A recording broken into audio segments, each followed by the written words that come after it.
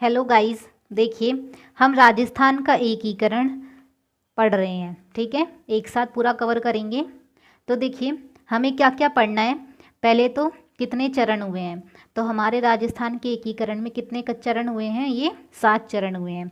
इन 7 चरणों की डेट क्या क्या है, कौन कौन सी तारीख को ये चरण कंप्लीट हुए वो पढ़ेंगे।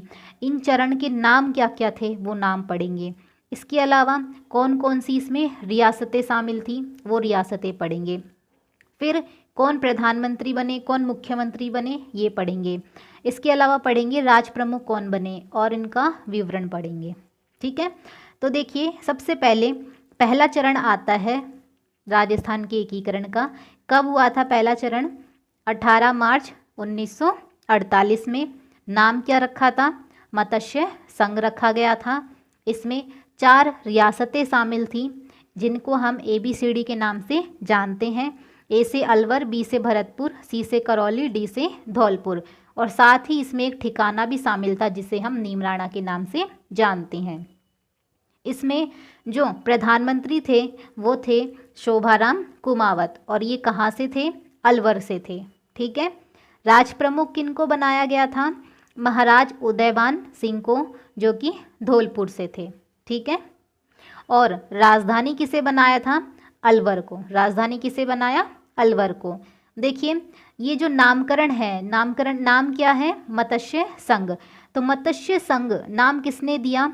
KM मुंशी के आधार पर। KM मुंशी जो थे, इन्होंने सिफारिश की थी, तो इन्हीं की सिफारिश के आधार पर प्रथम चरण का नाम मत्स्य संघ रखा गया था।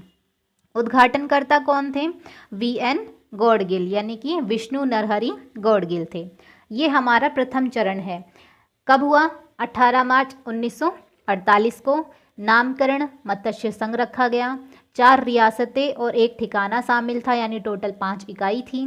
मुख्यमंत्री, पहले उस समय मुख्यमंत्री ना होके प्रधानमंत्री के नाम से संबोधित किया जाता था, तो प्रधानमंत्री थे शोभाराम कुमावत, अलवर से थे। राज प्रमुख हमारे थे उदयभान सिंह, जो कि धौलपुर से थे, और राजधानी थी अलवर। ठीक है, और इसका नामकरण KM मुंशी की सिफारिश पर किया गया था। उद्घाटन करने वाले VN गौड़गिल थे। अब देखिए सेकंड चरण पर चलते हैं। तो सेकंड चरण कब लागू हुआ? 25 मार्च 1948 को, यानी कि 18 मार्च के 7 दिन बाद ही द्वितीय चरण लागू हो गया, 25 मार्च 1948 को। और इसका नाम क्या रखा? पूर्व राजस्थान संघ इसका नाम रखा गया। इसमें देखिए शामिल रियासतें कौन कौन सी थी? कोटा, बूंदी, झालावाड़, टोंक, किशनगढ़, शाहपुरा, प्रतापगढ़, बांसवाड़ा, डूंगरपुर, और एक ठिकाना था जिसका नाम था कुशलगढ़ ठिकाना। ठीक है, प्रधानमंत्री कौन थे यहाँ पे?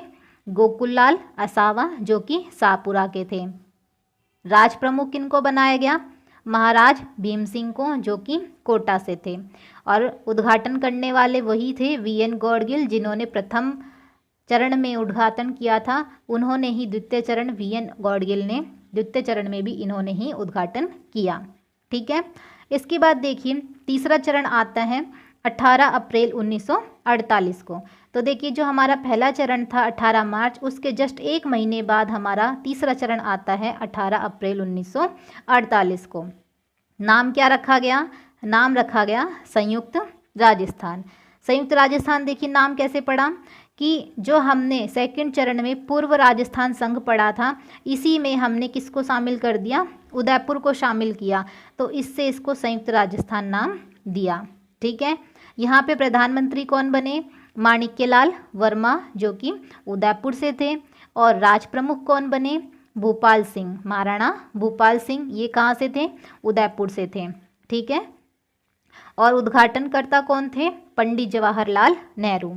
तो तीसरे चरण में उद्घाटन किसने किया? पंडित जवाहरलाल नेहरू जी ने।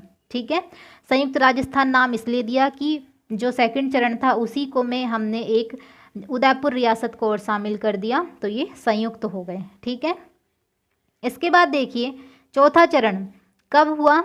30 मार्च 1949 को। ये जो 30 मार्च है, इसी के कारण हम 30 मार्च को राजस्थान दिवस के नाम से भी मनाते हैं। तो चौथा चरण लागू होने वाली तिथि थी 30 मार्च 1949। और इसका नाम क्या रखा? वृहद राजस्थान। क्या नाम रखा? वृहद राजस्थान। वृहद का मतलब है बड़ा राजस्थान, बृहद यानी बड़ा, ठीक है। तो बड़ा क्यों दिया इसका नाम?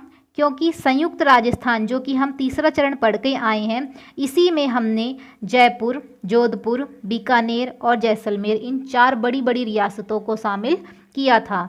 तो द्वितीय चरण में पहले ही 9 रियासत और 1 ठिकाना था, इसमें हमने 4 बड़ी रियासतों को और शामिल कर दिया, तो अधिकांश जो राजस्थान है वो इस चौथे चरण में कवर हो गया था। तो इसी के कारण हमने इसका नाम क्या रखा? वृहद राजस्थान, ठीक है। यहाँ पे प्रधानमंत्री कौन बने? हीरालाल शास्त्री जो कि जयपुर के थे। और राज प्रमुख कौन बने?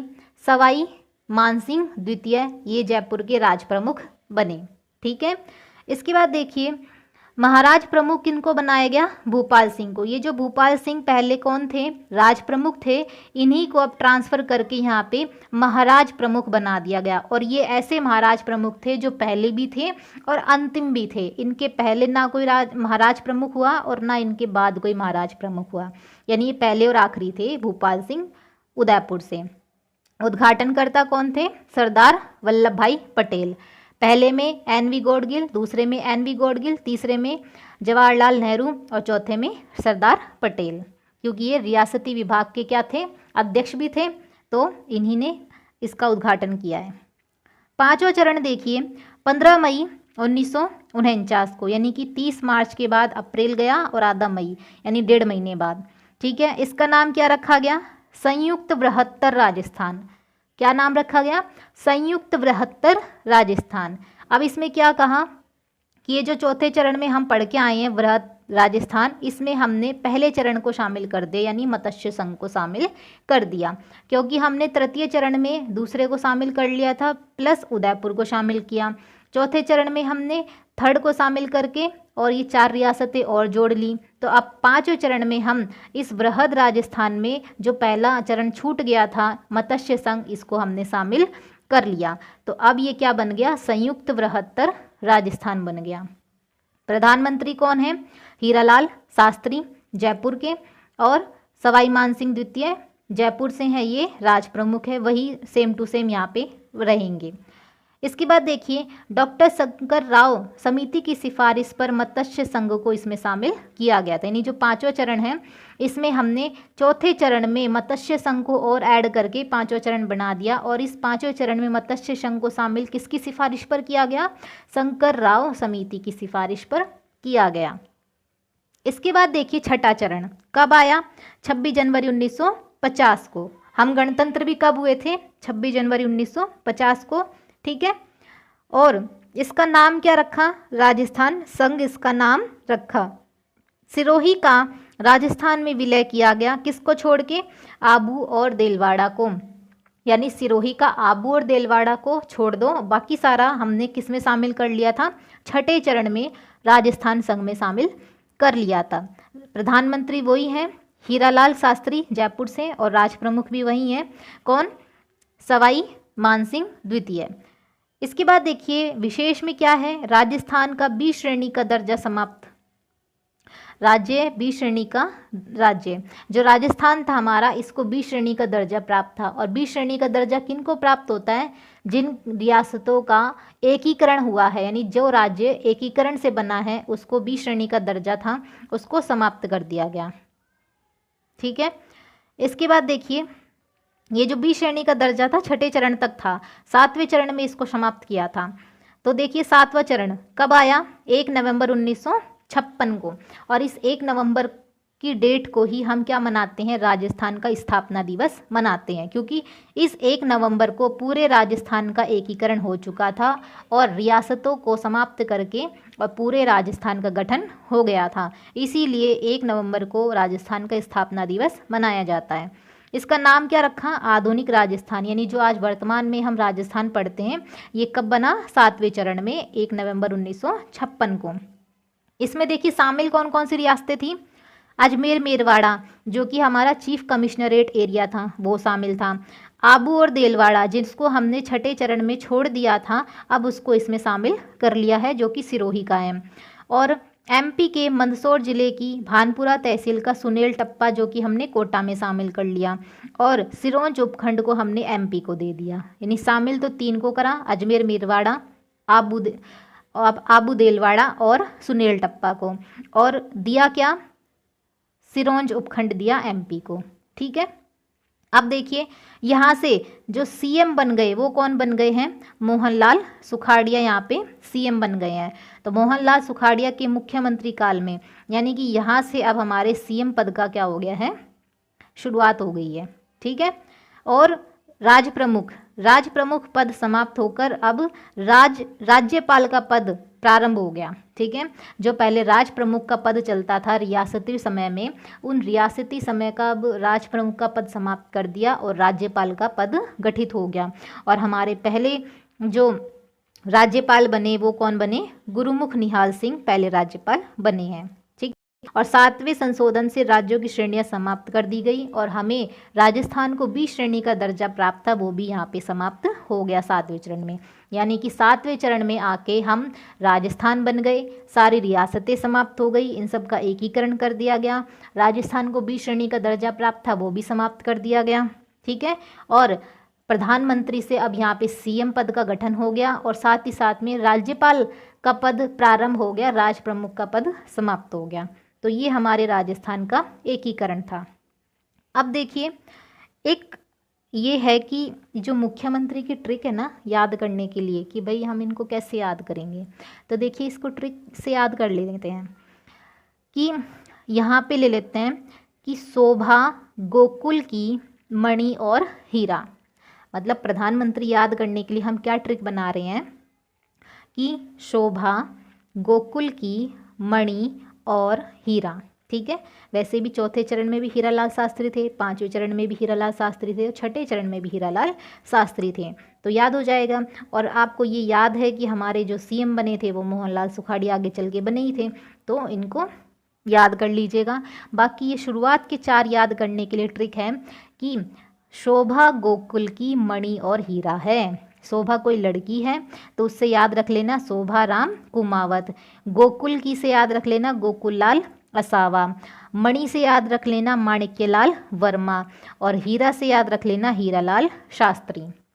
क्या ट्रिक हो गई कि जो शोभा लड़की है तो हम उसके लिए कह रहे हैं कि जो शोभा है वो गोकुल की क्या है, मणि भी है और हीरा भी है। तो ट्रिक क्या बनी कि शोभा गोकुल की, मणि और हीरा है। याद हो जाएगा, शोभाराम कुमावत, गोकुल लाल असावा, माणिक्यलाल वर्मा और हीरालाल शास्त्री।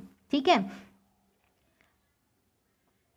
ऐसे ही देखिए हम राज प्रमुख की ट्रिक भी बना सकते हैं, अगर आपको याद हो जाए तो। देखिए राज प्रमुख के लिए हम क्या याद कर सकते हैं कि उदय भीम ने भोपाल को माना राज प्रमुख।